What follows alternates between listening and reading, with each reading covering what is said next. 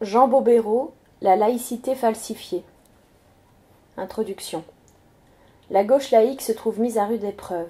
La laïcité, qui semblait constituer un élément essentiel de son identité, est aujourd'hui brandie comme un oriflamme par la droite dure et par l'extrême droite.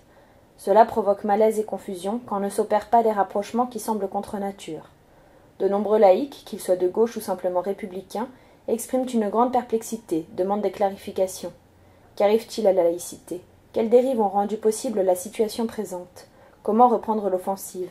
Ces questions me sont posées de façon récurrente par des personnes très diverses. Mes interlocuteurs s'adressent à l'historien sociologue et aussi aux citoyens. Ce livre tente effectivement de répondre à ces deux niveaux, diagnostiquer et analyser l'instrumentalisation actuelle de la laïcité et mettre des propositions pour refonder une dynamique laïque. Dans les deux cas, cet ouvrage veut donner des éléments de connaissance vulgarisés, des outils de réflexion et d'action. Je reviens dans les deux premiers chapitres sur les événements qui, de l'hiver 2010 à l'automne 2011, ont montré que la donne de la laïcité en France a profondément changé. Marine Le Pen s'est autoproclamée championne de la laïcité et prétend voler au secours de la loi de 1905 séparant les religions et l'État. Le rappel des faits montre comment la leader frontiste a réussi à occuper effectivement le terrain médiatique sur le thème de la laïcité et à produire des croyances sociales, manifestement fausses, qui lui servent de piédestal. Je l'évoquerai dans le chapitre 1. L'UMP, de son côté, a organisé un débat sur la laïcité, en réalité dirigé contre l'islam. En apparence, ce débat fut un échec car il a divisé la droite elle-même. Mais une telle débâcle, selon le mot d'une journaliste, n'empêche pourtant pas cette initiative d'avoir eu des conséquences très nocives.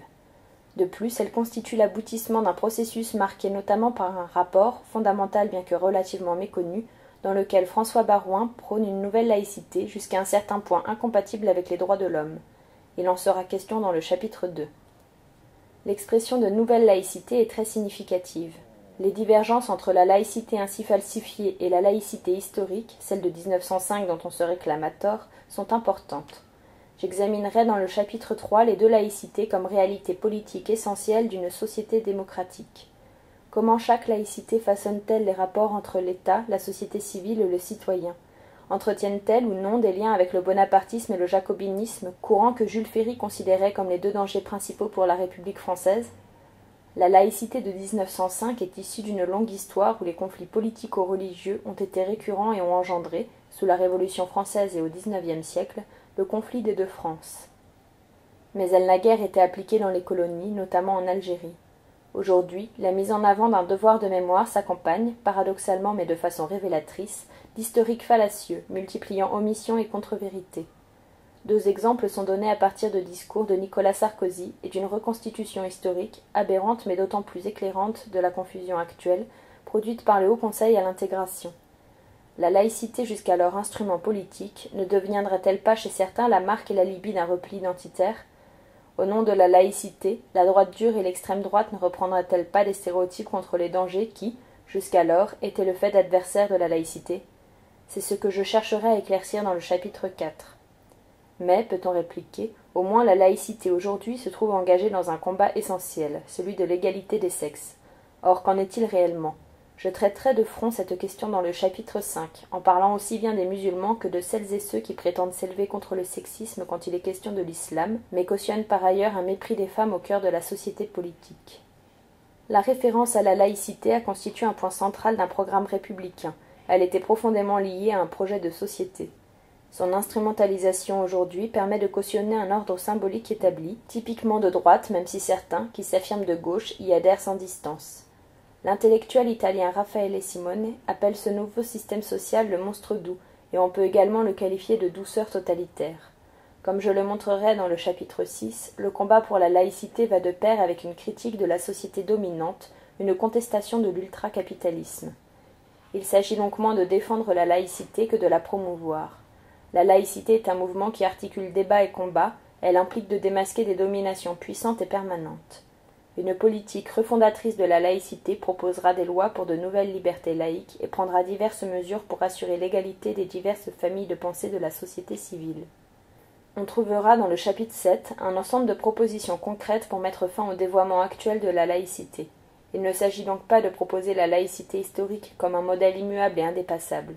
Dans la fidélité à ses principes, à l'esprit de la loi de 1905, la laïcité peut être une force dynamique, inventive, pour relever les défis du XXIe siècle. Le combat laïque implique des militants laïcs, de divers horizons spirituels, capables de donner sens à leur vie par l'exercice régulier de ce que l'historien de la République, Claude Nicollet, a appelé la laïcité intérieure. Après avoir exploré la riche signification de cette expression, c'est par un appel, dans le chapitre 8, à se montrer ni pute ni soumis face au cléricalisme d'hier et d'aujourd'hui, hérétique face aux idées dominantes et résistant à l'encontre des aliénations sociales que se terminera cet ouvrage. La laïcité falsifiée comporte, en outre, 3 annexes. La première est une réponse, signée Mouloud Bobéro, à un article de Nicolas Sarkozy paru dans Le Monde du 9 décembre 2009, dans lequel il s'adressait à ses compatriotes musulmans, demandant aux nouveaux arrivants de se garder de toute ostentation et de toute provocation. En deuxième annexe, on trouvera le contenu de mon audition devant la mission parlementaire sur le voile intégral, qui a eu lieu le 21 octobre 2009. Une note synthétique sur la loi de 1905 séparant les églises et l'État constitue la troisième annexe. Dans le débat social sur la laïcité, cette loi est citée continuellement, et on lui fait bien souvent dire le contraire de ce qu'elle a énoncé en réalité. En effet, désavouant une conception absolutiste de la laïcité qui la transforme en autre chose que ce qu'elle est, la loi de 1905 s'avère une loi d'équilibre, articulant les diverses libertés et les divers droits des citoyens d'une société démocratique.